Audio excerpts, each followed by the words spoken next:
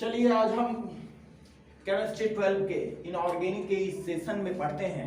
Ammonia को हमने बना लिया, तो बनाने के बाद अमोनिया को बनाने के बाद उसमें कुछ मॉइस्चर कंटेंट प्रेजेंट होते हैं, तो जरूरी होता है कि उस मॉइस्चर कंटेंट को हम हटाएं और अमोनिया को ड्राई स्टेट में हम प्रिपेयर करें, ठीक है, ताकि ड्राई स्टेट में स्टोर करने में भी हमें कन्वीनियंट होता है। तो अमोनिया को जो अमोनिया हमें मिला है, यहां है,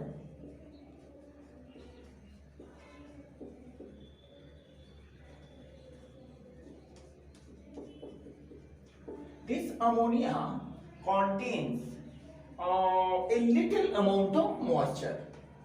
तो मॉइस्चर को हटाने के लिए there are so many dehydrating agent, हमारे पास ढेर सारे डिहाइड्रेटिंग एजेंट्स हैं, like conc H2SO4, P2O5, CaCl2। लेकिन पर्टिकुलर अमोनिया के डिहाइड्रेशन के केस में अमोनिया को एनहाइड्रस बनाने के लिए हम स्पेशली जो केमिकल यूज करते हैं that is quicklime, yes I mean calcium oxide, ठीक है।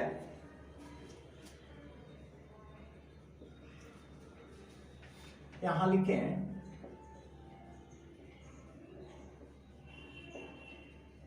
Ammonia can be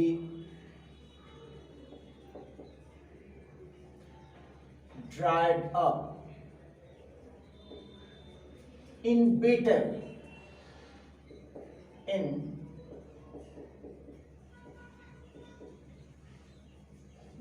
way only by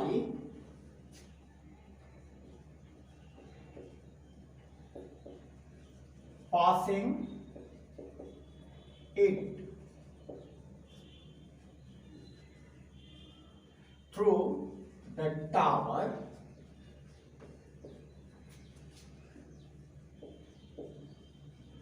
containing quicklime, that is calcium oxide. Calcium oxide के टावर से जो मॉइस्चर्ड अमोनिया है, उस अमोनिया को हम वैसे टावर से पास कराते हैं जिसमें क्विकलाइम भरा होता है, दैट मीन्स कैल्शियम ऑक्साइड भरा होता है। जिससे क्या होता है कि कैल्शियम ऑक्साइड मॉइस्चर कंटेंट को एब्जॉर्ब कर लेता है and we will be getting dehydrated ammonia content, ठीक है। अब देखें उसका दूसरा प्रोस्पेक्ट कि हम दूसरे डिहाइड्रेटिंग एजेंट को क्यों नहीं यूज करते हैं, ठीक है। आइए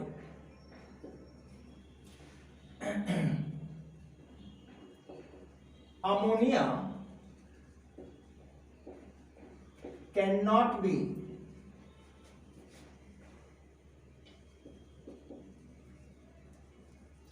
dried up by using, इसको बोल्ड में कर देते हैं, इन चीजों को यूज करके ड्राई अप नहीं किया जा सकता है। वो कौन कौन चीजें हैं, आइए यहां देखते हैं। नंबर 1 हमारा एक बढ़िया डिहाइड्रेटिंग एजेंट जिसको हम लोग समझते हैं दैट इज कॉन्क H2SO4। तो कॉन्क H2SO4 को भी यूज करके अमोनिया को ड्राइड अप नहीं किया जा सकता है। क्यों? क्योंकि अमोनिया कॉन्क H2SO4 के साथ कंबाइन करके अमोनियम सल्फेट का फॉर्मेशन करता है। तो instead of getting itself dehydrated it forms a compound, that's why conc H2SO4 cannot be utilized in the drying up of ammonia by using number 1 conc H2SO4। conc H2SO4 हम use नहीं कर सकते हैं, क्यों भाई? as ammonia combines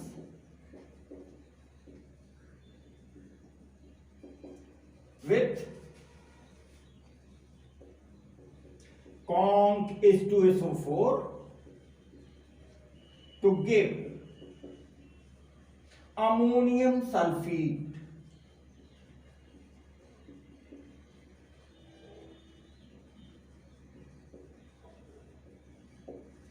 जिसका equation आप दे सकते हैं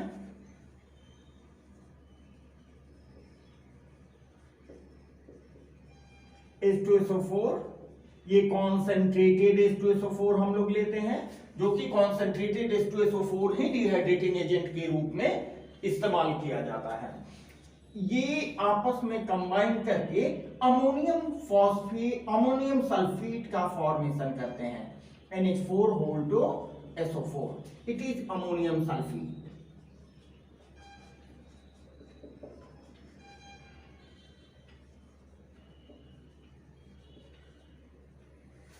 इसलिए हम कॉन्क H2SO4 का यूज नहीं कर सकते हैं। सेकेंड में देखिए सेंटेंस को मिलाएंगे, NH3 can not be dried up by using number 1 conc H2SO4। क्यों भाई?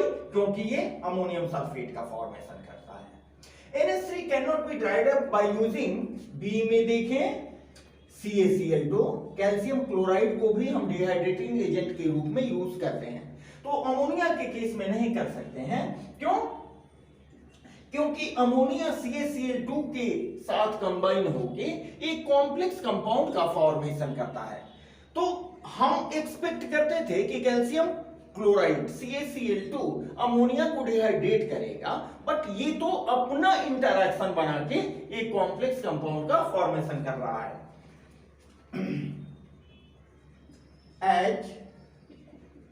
NH3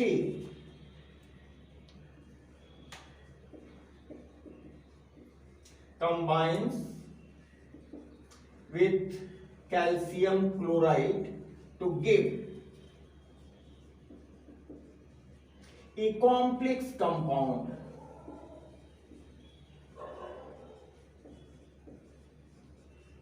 देखिए ये हर तरह के सॉल्यूशन के लिए, हर तरह की प्रॉब्लम के लिए एक बहुत अच्छा कॉम्पेरेटिव स्टडी साबित होगा। ठीक है, चाहे एमसीक्यूज हो या फिर अदर शॉर्ट टाइप एक्सप्लेनेशन हो, रीजनिंग हो, ये काफी आपके लिए इंपॉर्टेंट होगा। इसलिए ध्यान से इसको देखें, बड़ी सिंपल सी बात है। यहां अमोनिया का 8 molecule 8 NH3 combines with CaCl2 to give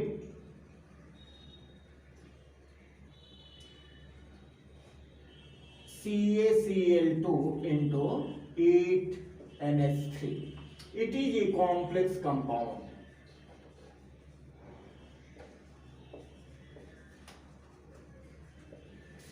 हम समझ रहे हैं कि सभी को क्लियर वे में दिखाई दे रहा है।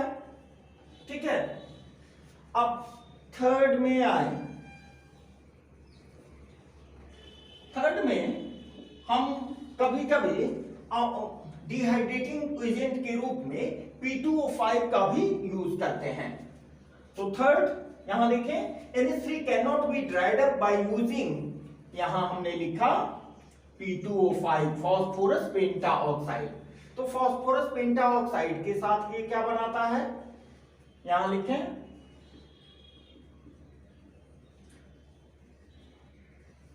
बिकॉज हम लिख लेंगे तो आप लोग इसको लिख लेंगे। ठीक है, because ammonia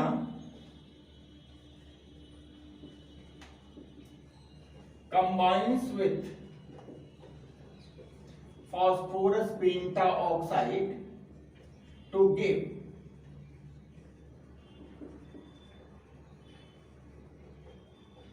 phosphorus pentaoxide in presence of water, जो मॉइस्चर होता है उसके प्रेजेंस में, in presence of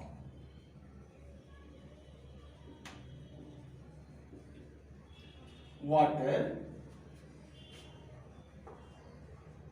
to give ammonium phosphate, ammonium phosphate as final product.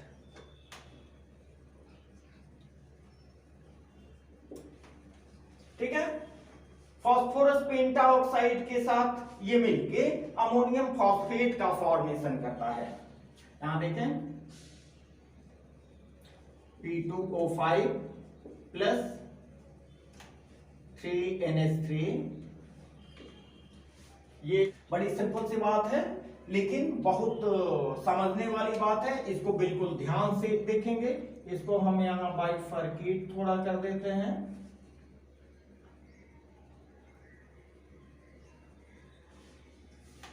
ये हुआ आपका अमोनिया। अमोनिया को अगर अमोनिया जो भी हमें मिलता है उसमें मॉइस्चर कंटेंट होते हैं। मॉइस्चर कंटेंट को रिमूव करने के लिए हम यूज क्या करते हैं, क्विक लाइम। कैल्शियम ऑक्साइड से ड्राई अप किया जाता है इन ए बेटर वे।